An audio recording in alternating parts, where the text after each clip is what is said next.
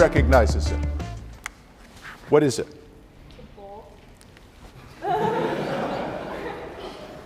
It is indeed a bull. It is the bull. It is the bull that's on Wall Street, the one that's been getting its ass kicked the last couple of days. In fact, already today, things are not going well for the bull. So the bull is the sort of symbol of vibrancy and potency of the economy. And bulls are people who are optimistic about the projected future path of equity prices. I'm not going to show the bear. I will show, though, this. Does anybody recognize that? And don't say horse.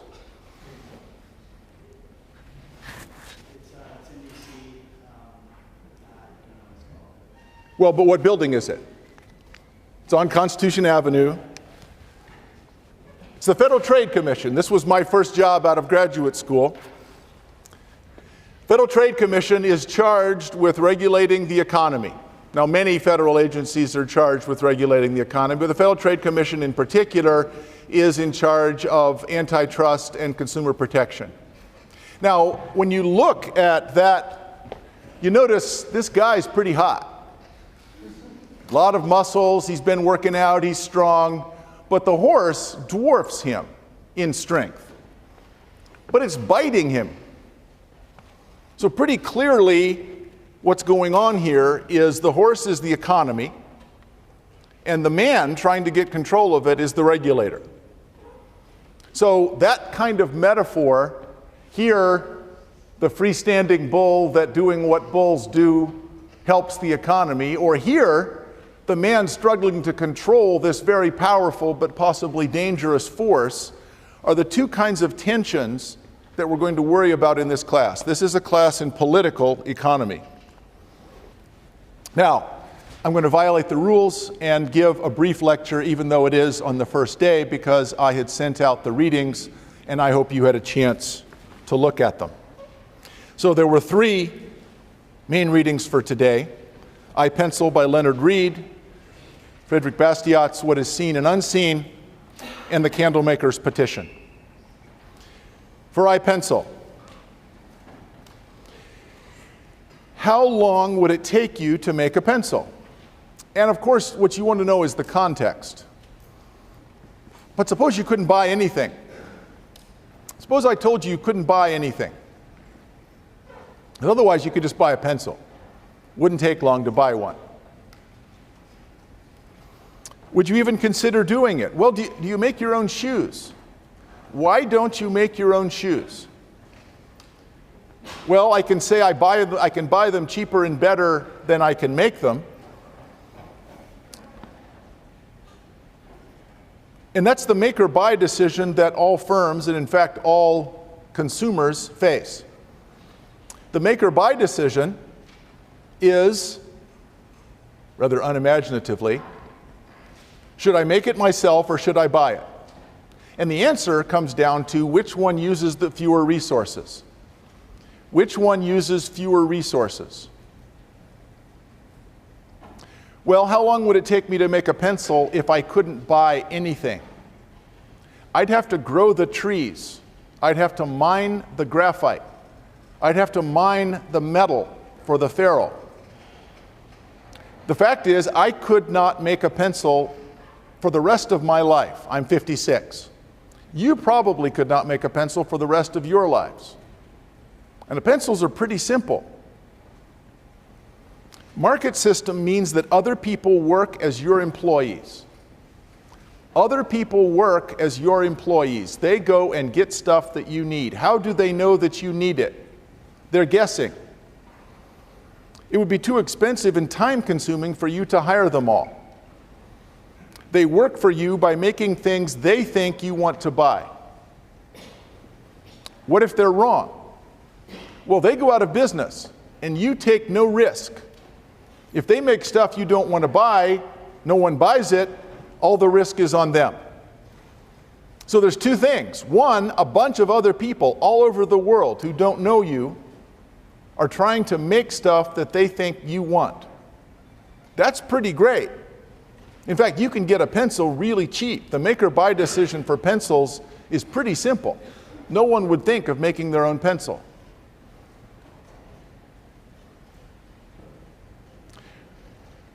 So let's turn to the broken window problem.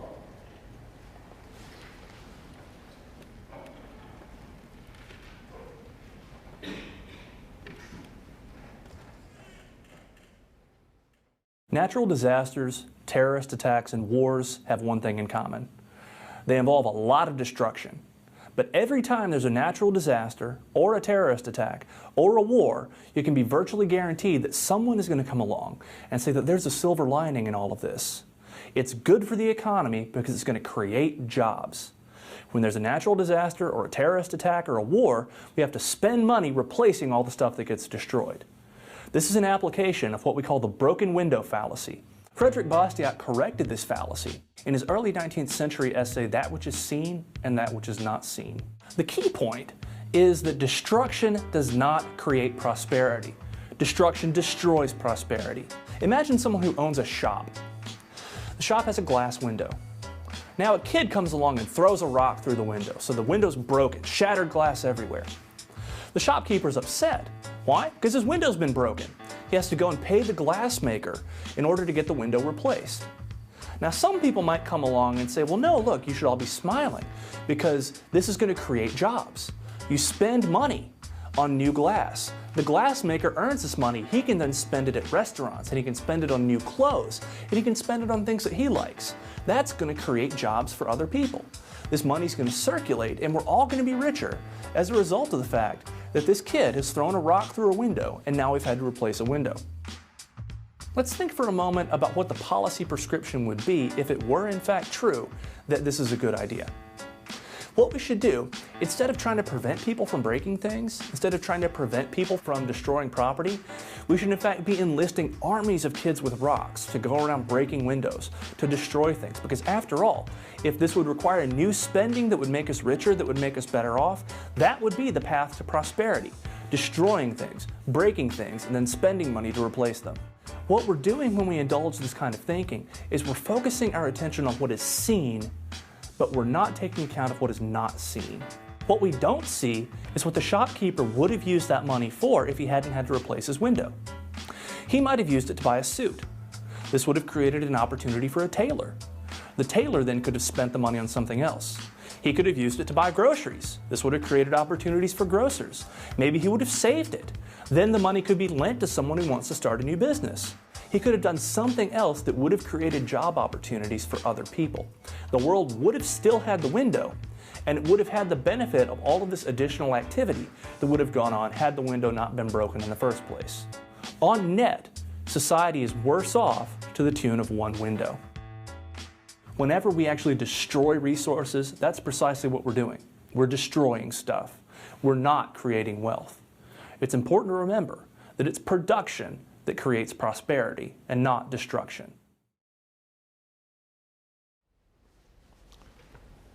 So, that's a summary of the broken window fallacy from Frederick Bastiat. Now, there are people who disagree with that, and they have good reasons. That's not a knockdown argument. It turns out that that argument, as far as it goes, is probably incorrect, and we'll talk about the reasons. However, it is certainly possible to caricature people who take what is called the Keynesian perspective as believing in the broken window fallacy. And it's easy to find examples of that. Sounds hypothetical, but there's my good friend Paul Krugman. And notice that this is a hurricane. And we have some wonderful stimulus heading through the southeast. Now, most of you are probably not from the south. I hope you don't have the opportunity to experience a hurricane firsthand. Hurricanes are really destructive. But often after a hurricane, as Professor Carden says, somebody will say, and you saw this after Hurricane Sandy, thank goodness, it's going to be such a stimulus to be able to rebuild all this stuff. And this is something Paul Krugman did actually say. If we discovered that space aliens were planning to attack, and we needed a massive buildup to counter the space alien threat, and inflation and budget deficits took secondary place to that, this slump would be over in 18 months. So, what would the most Keynesian man in the world say? I don't always root for aliens to steal Munger's Dos Equis, but when I do, it is because that would create economic growth. As I said, it's a caricature, but there's something to this argument that's pretty fundamental, and we're going to come back to it again and again. I wanted you to read first the claims about the broken window fallacy to get you to think maybe there's a problem with this before we give the answers, but let me say there are, I think, some pretty persuasive answers. So, there's Bastiat. Someone's thrown a rock through the window, and the claim is that throwing rocks through windows is the basic Keynesian prescription.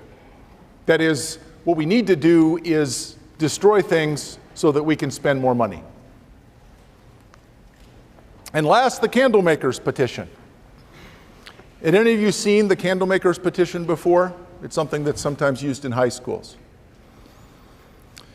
Well, Bastiat is attempting a satirical letter written from Candlemakers talking about unfair competition. And this unfair competition is subsidized. There is foreign products being brought into France, and it's harming the Candlemakers. And these foreign producers have such an enormous advantage, there's no way the French Candlemakers can compete for at least half of the day. What is the foreign producer? Well, as you know, it's the sun. There's no way that a candlemaker can compete with the sun. So, what the candlemakers ask is that we board up all the windows and put giant roofs over the cities, because that will improve employment prospects for the candlemakers. Now, you may remember Mr. Burns from The Simpsons once actually tried this. So the analogy is, here's Mr. Burns, and he's got this controller, he's putting it up, and it ends up blocking out all the sun from Springfield. Obviously, that's absurd. Should the United States put tariffs on products from China? Suppose it's literally true that the U.S. has no way of producing products as cheaply as can be made in China. Isn't that unfair to U.S. producers? Maybe it's not so absurd after all. Of course, the question is, how far would you go with this? Because you probably could say that light bulbs are unfair to candle makers. And so here you see the light bulb being led to the scaffold as all the candles look on. So the difficulty that this raises, and Bastiat is very careful to raise it,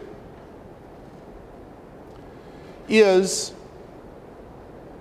are economies designed, and do we need them to produce jobs, or are economies designed and do we need them to produce stuff for consumers? What should the economy serve, producers or consumers? The answer most people would give is consumers. But in fact, an awful lot of regulation serves producers. Why would that be? And the answer is political. The benefits to producers are large and concentrated. The costs to consumers are also very large, but they're not concentrated. So even larger costs to consumers that are 25 cents, 50 cents. The United States pays twice the world price for sugar. The US pays twice the world price for sugar. There's relatively few sugar producers in the United States, but they're extremely well organized politically. As a result, most of our soft drinks are not made with sugar, they're made with high fructose corn syrup. The United States is the only country in the world for which that's true. High fructose corn syrup is really bad for you, even compared to sugar. But all of this is because we're protecting sugar producers to the great harm of American consumers. Why? There's no economic justification. It's political. That's why I believe that it's difficult and probably useless to have a class just in economics or just in politics. The two are inextricably related. And you must think so too, or you wouldn't be here.